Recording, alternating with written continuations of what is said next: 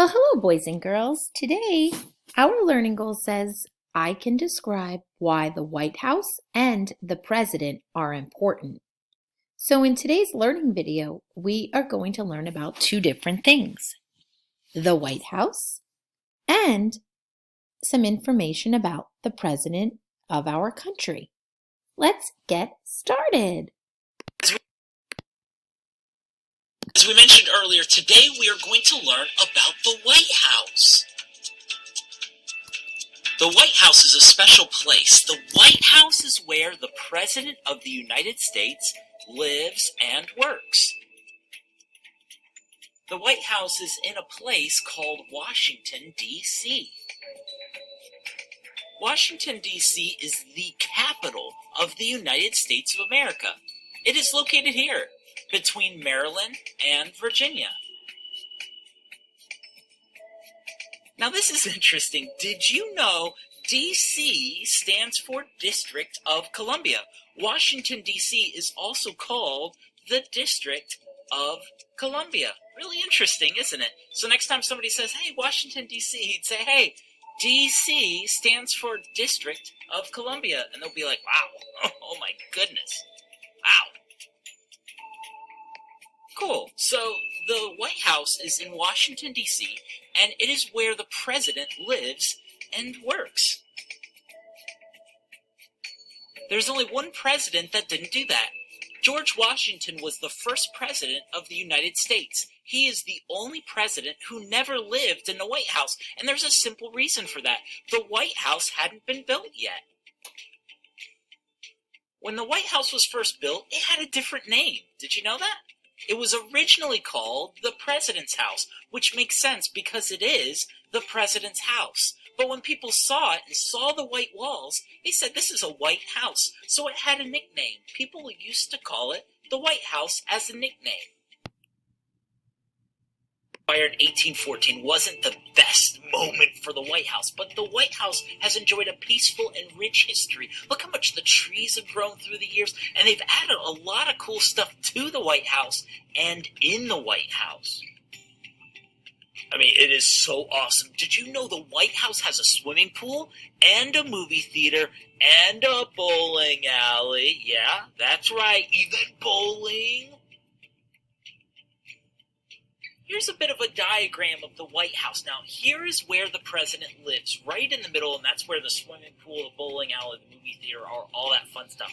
And here is where the president works. It's a place called the Oval Office, and it's called that because it's an office in the shape of an...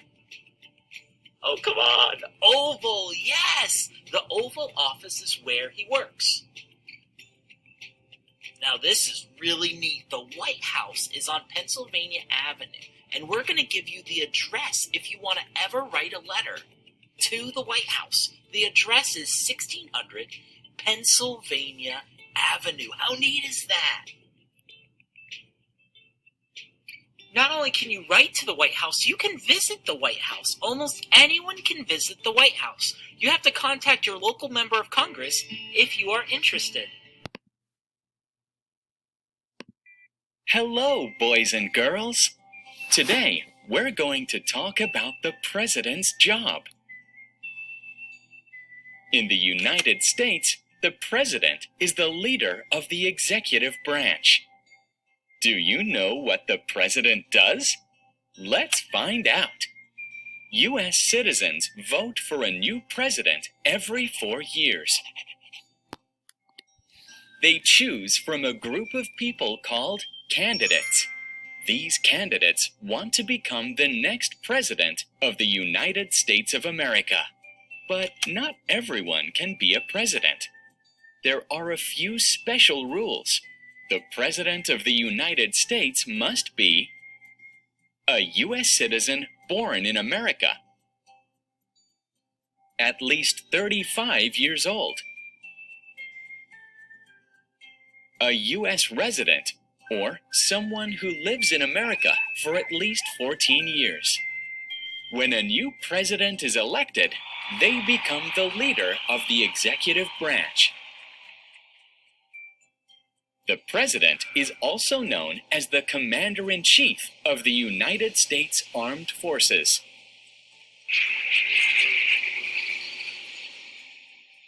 The ceremony marking the beginning of a new president's duties takes place in front of the Capitol building in Washington, D.C.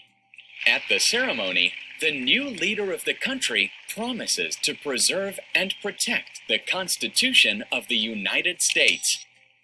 Then, the new president moves to the White House to live and work. The White House is located in Washington, D.C., which is the capital of the United States.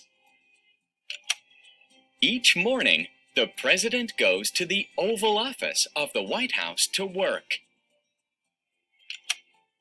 One of the president's duties is to sign important papers.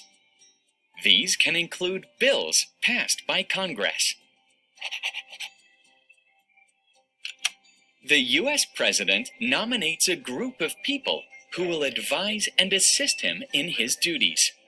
Together, these people form the Cabinet of the United States. Ambassadors, Supreme Court judges, and other senior officials are also nominated by the president.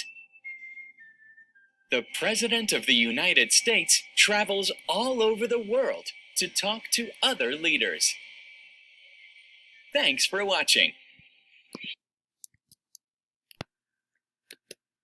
So, boys and girls, as you can see, we just learned all about the White House and the president.